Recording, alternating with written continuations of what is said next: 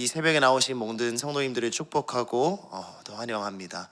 오늘 하나님의 말씀이 우리의 생명을 살리고 오늘 우리에게 주실 그 사명을 다할 수 있는 온사랑교회 모든 성도님들이 되기를 소망합니다. 오늘은 사도행전 15장 12절에서 35절 말씀을 가지고 사람을 품는 복음이라는 제목으로 말씀을 나누고자 합니다. 이 세상에 변하지 않는 것은 없습니다. 시간의 흐름에 따라서 유한한 피조물들은 다 변하기 마련입니다. 사람은 잘 안 변한다고 말하기도 하지만 그것은 좋은 쪽으로 안 변한다는 의미이지 사람은 나쁜 쪽으로는 굉장히 쉽게 변하는 것 같기도 합니다. 그러나 변하는 것만이 꼭 나쁜 것인가 생각을 했을 때 과일 같은 경우에는 밖에 오래 두면 상하기도 하지만 그것이 가지에만 붙어 있다면 시간의 지남에 따라 맛있게 익어가기도 합니다. 계란이 그냥 떨어져 있을 때는 시간이 지남에 따라 상하거나 썩지만 닭이 그 계란을 품고 있으면 생명을 부화하기도 합니다. 그러니 무엇에 붙어 있느냐, 무엇이 품느냐에 따라서 어떤 것은 좋게 변하기도 하고 어떤 것은 나쁘게 변하기도 합니다. 사람도 마찬가지인 것 같습니다. 그 사람을 복음이 품느냐, 하나님이 품느냐는 그 사람을 좋은 쪽으로 변화시키지만 그 사람이 그저 세상에 오래 방치되어 있다면 나쁜 쪽으로 변하게 되기도 하겠죠. 그러나 복음을 듣는다고 해서 꼭 사람이 좋은 쪽으로만 변하지 않는 경우도 있다는 것을 종종 보게 됩니다. 무슨 의미냐 하면 참 이상하게도 같은 복음을 들었는데 바리새인과 같이 날카롭고 정죄하며 독단적이고 비진리의 문제를 진리의 문제이냐 남을 향한 칼날처럼 사용하는 사람들도 있습니다. 반면에 어떤 사람들은 복음을 들어서 사랑하고 용납하며 이해하고 진리의 문제가 아닌 이상 그 사람의 모든 것을 포용하며 사람을 품는 복음으로 대하는 사람들도 있습니다. 물론 이 둘 중 어느 사람은 구원을 받고 구원을 받지 못하고의 문제는 아니지만 어떤 사람은 이 복음을 사용하여 다른 사람을 다치게 할 수도 있고 어떤 사람은 이 복음을 사용하여 다른 사람을 품어 생명을 잉태하게 하는 하나님 나라의 일꾼으로 사용되기도 한다는 것입니다. 결론적으로 참된 복음은 사람을 변화시키되 사람을 따스하게 품어 그 사람 안에서도 생명이 자라나게 하는 일꾼으로 하나님께 사용되는 것을 성경을 통해 볼 수 있습니다. 만약 복음을 들을수록 정죄하고 혼자만 거룩해지며 자신이 믿는 복음을 다른 사람들에게 강요하는 모습으로 나타난다면 그 사람은 정말 참된 복음을 믿고 있는지 다시 한번 돌아봐야 할 것입니다. 오늘 이 말씀 가운데 나오신 성도님들은 복음으로 인하여 변화되어 다른 사람들을 품어주고 그 사람들도 변화하는데 하나님께 사용되는 일꾼들이신지요?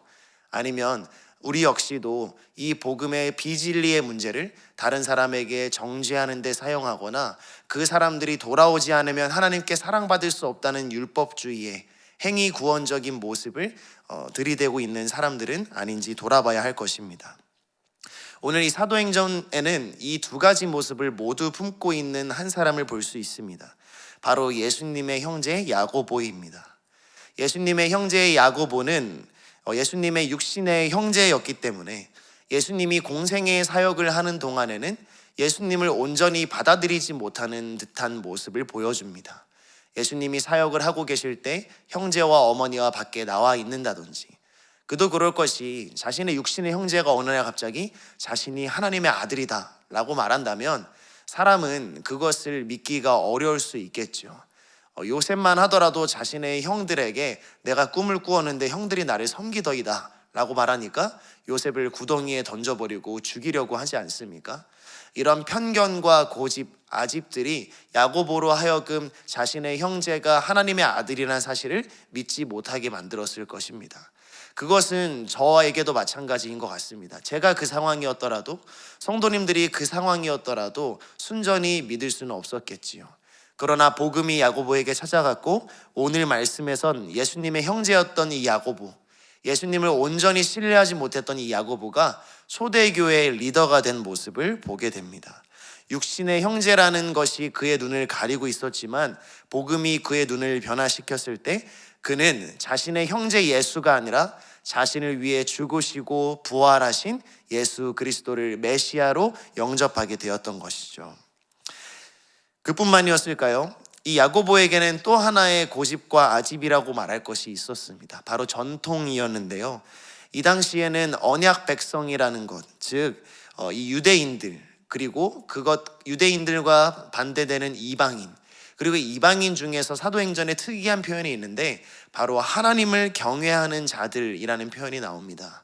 이 하나님을 경외하는 자들은 이방인 중에서 하나님을 믿고 예수 그리스도를 믿는 자들이었는데, 그런데 그 유대인들의 할례 의식이라든지 율법의 요구는 아직 따르지 않는 사람들을 의미했습니다.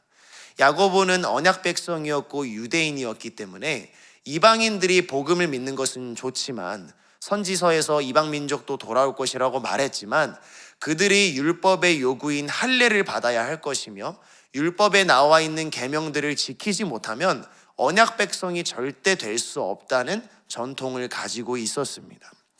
이는 육신의 형제가 사실은 하나님의 아들이었다라는 것과 거의 동일할 정도로 유대인에게 율법을 지키는 문제는 생명과 직결된 문제였고 하나님 나라가 임하는 문제였기 때문에 결코 포기할 수 없었던 신념이었던 것이죠. 이미 한번 복음으로 예수님에 대한 편견을 깨뜨렸던 야고보였지만 그는 이번에는 또 한번 목숨처럼 여기는 전통, 자신의 고집을 고수할 것인지 아니면 그것을 깨뜨릴 것인지의 기로에 서게 되었습니다. 물론 야고보가 어떤 것도 선택할 수 있었겠지만 그가 초대교회의 지도자였기 때문에 그가 선택하는 이 결정에 따라서 많은 이방인들이 주님께 돌아오는데 거치는 장애물이 될 수도 있었던 것이죠. 그러나 한번 바꿔 생각하면 이것은 또한 비진리의 문제였기 때문에 유대인인 야고보가 그들도 할례를 받아야 된다고 결정하였다 하더라도 그것이 복음에 위배되는 일이라고 볼 수 없었다고 해석할 수도 있을 것 같습니다. 그런 두 가지 결정 가운데 야고보는 어떤 것을 선택했습니까? 그는 자신의 고집을 내려놓고 이방인들도 복음을 믿되 율법의 요구를 다 들어야 하는 것은 아니라는 바울과 베드로의 의견을 따르게 됩니다.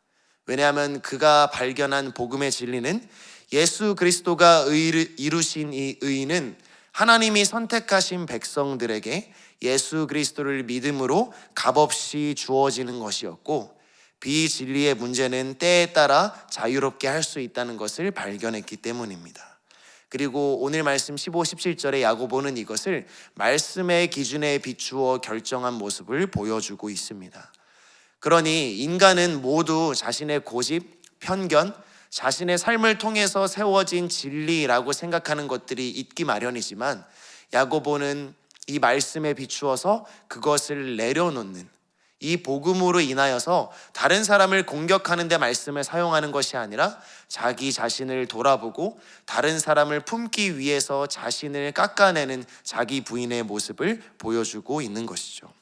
그래서 야고보의 이 품어주는 행동을 통하여서 초대교회는 성경의 예언이 이루어지는, 즉 이방인들이 하나님께로 돌아오는 역사를 가속화하는 것을 보여주고 있습니다. 성도님들은 어떠십니까? 하나님이 죄인을 사랑한다고, 벌레와 같은 우리를 사랑한다고 말하지만 나도 모르게 내가 이런 행동을 해야지만 하나님이 나를 사랑하실 것이라고 착각하고 있지는 않습니까? 나는 은혜로 구원받았다고 말하면서 남들에게는 엄격한 죄의 잣대를 들이대는 행동을 발견하지는 않으십니까? 나는 값없이 사랑받았다고 말하면서 다른 사람들의 사랑할 수 없는 행동을 고치지 않으면 그 사람은 사랑받을 수 없다고 말하고 있지는 않습니까? 그리고 마치 이것이 성경이 말하는 진리인 양 말씀 구절들을 들먹이며 다른 사람들을 정죄할 때 사용한 적은 없으십니까? 우리는 자신이 품어지기를 원하지만 우리 안에는 다른 사람을 품을 공간을 마련하지 않을 때가 너무나 많이 있습니다. 우리는 또한 하루 종일 느끼는 감정과 행동의 기준을 말씀에 비추는 것이 아니라 내 자신이 처해 있는 환경에 둘 때가 너무나도 많은 것이죠. 비록 우리가 그리스도인으로서 진리의 문제에는 생명을 걸어야 할 것이지만 비진리의 문제에 있어서는 성경은 오늘 말씀과 성경 전체를 통해서 약한 자를 품고 생명을 나누는 방향으로 나아가야 한다고 분명히 말하고 있습니다. 그렇다고 해서 약한 자들을 품어주는 것이 무한한 자유만을 요구하는 것은 아닙니다. 마찬가지로 오늘 야고보도 이방인들에게 율법의 요구를 모두 들을 필요는 없지만 너희가 우상과 음행과 더러운 것과 목매어 죽인 것과 피를 멀리할 것을 권고하고 있는 것이죠. 성경은 진리에 대해서는 확실해야 하며 부수적인 것에 대해서도 타인을 배려하는 방법으로, 그리고 그들이 따라야 할 길을 분명히 알려주는 것으로 말하라고 하고 있습니다. 왜냐하면 교회의 목적은 사람을 제자 삼는 데 있기 때문입니다. 우리가 예배 드리는 목적도, 다락방을 하는 목적도, 교회 학교에서 예배하는 목적도, 심지어 성가대가 찬양을 하는 모든 목적도 예수님이 우리에게 제자를 삼고 제자로 살아가라는 분명한 목적을 주셨기 때문에 하고 있는 것입니다. 바울은 자신의 서신에서 사람을 제자 삼는 것이 해산하는 고통과 같다고 말하고 있습니다. 그리고 이 해산하는 고통을 말할 때 자비와 인자라고 말하는데, 이 헤세드, 즉 자비와 인자의 어원은 어머니의 자궁을 뜻합니다. 즉 제자를 삼는 일은, 다른 사람을 품는 일은 마치 어머니의 자궁 속에 새 생명을 넣고 10달 동안 품고 있다가 해산하는 고통을 겪음과 같이 매우 고통스러운 일이라는 것이죠. 오늘 야고보는 그러한 면을 단면적으로 보여줍니다. 다른 이방인들을 품는 것이 자기 자신의 전통을 내려놓는, 형제라는 관계를 내려놓는 굉장히 이해하기 힘들고 고통스러운 일이었지만, 그는 자신의 뱃속에 그 제자들을 품음으로써 그들이 예수 그리스도의 제자로 자라날 수 있도록 스스로를 부인하고 내려놓습니다. 그가 사람을 품는 복음을 택한 덕에 많은 이방인들은 하나님께 돌아올 수 있었던 것이죠. 그리고 가장 많은 사람을 품은 자비와 인자를 가지신 분이 어떤 분이셨습니까? 요한복음 1장 14절에 보니까 말씀이 육신이 되어 우리가 그의 영광을 보니 아버지의 독생자의 영광이요 은혜와 진리가 충만하더라 라고 말하고 있습니다. 여기서 이 은혜와 진리는 히브리어에서 하나님의 신실하심을 뜻하는 인자와 진실이라는 단어상의 헬라어 번역입니다. 그리고 이 단어는 바로 하나님의 품으심, 인자하심을 뜻하고 있습니다. 즉 예수 그리스도의 십자가에는 수많은 사람을 품을 수 있는 놀라운 공간들이 있다는 것을 의미하죠. 노아의 방주에는 8사람밖에 타지 못했습니다. 그리고 모세가 타고 있던 갈대 상자는 마찬가지로 동일한 방주라는 히브리어 단어를 사용하는데 한 사람밖에는 태우지 못했습니다. 그러나 그 방주로 인해서, 노아로 인해서 새로운 인류가 존속할 수 있었고, 모세로 인해서 이스라엘 백성들은 새 생명과 구원을 얻을 수 있었습니다. 그로부터 이어진 예수 그리스도의 십자가는 모든 죄인을 태우는 방주입니다. 예수 그리스도의 십자가에는 죄인이 거할 공간이 너무나도 많고, 그 진리의 사랑으로 모든 죄인들을 품어 변화시키는 곳입니다. 그리고 오늘 예수 그리스도께서는 이 사도행전 말씀을 통하여서 우리 안에도 많은 죄인들을 품을 수 있는 공간을 마련해야 한다고 말하고 있습니다. 그 안에는 사랑과 예수 그리스도의 죽으심과 부활, 삼위 하나님과 그분이 우리를 구원하시기 원하며 하나님 나라를 회복하시기 원한다는 분명한 진리가 살아있어야 할 것이지만, 그 외에 다른 사람을 품기 위한 모든 것들에는 우리가 가지고 있는 고집과 아집을 내려놓고 그들을 예수 그리스도의 제자로 바꾸게 하는 많은 것들을 내려놓는 일이 우리에게 요구되고 있습니다. 그리하여 예수님께서는 수고하고 무거운 짐진 자들아 내게로 오라, 다 내가 쉬게 하리라 라고 말씀하시지만, 그 뒤에 너희가 아무런 책임도 없이 살아가라고 말씀하시진 않습니다. 와서 나의 멍에를 메우고 배우라고 말씀하십니다. 나는 온유하고 겸손하니 내 짐은 쉽고 가볍다고 말씀하십니다. 그러나 과연 정말 예수님의 짐이 쉽고 가벼울까요? 예수님의 멍에는 십자가입니다. 어떤 사람이 십자가를 지고 가볍다고 말씀할 수 있겠습니까? 그러나 세상의 짐을 지고 있던 자들이 예수님 앞에와 자신의 짐을 내려놓고 비록 무거운 자기 부인의 십자가이지만 그것을 질 때 이미 승리하신 예수님의 길을 따라가는 것이기 때문에 그것은 가벼운 것입니다. 오늘 이 말씀을 보며 우리 안에 있는 고집과 아집, 우리가 내려놓지 못하고 있는 편견, 우리가 붙들고 있지만 진리가 아닌 문제들을 다른 사람들을 위해서 내려놓기를 소망합니다.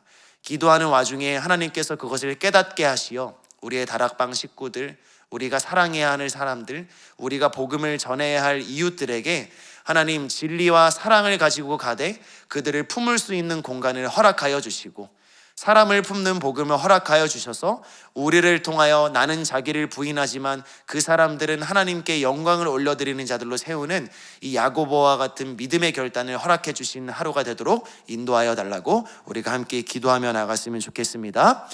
기도하겠습니다. 하나님 감사합니다. 우리에게 복음을 주셔서 우리를 변화시켜 주셨고 우리를 값없는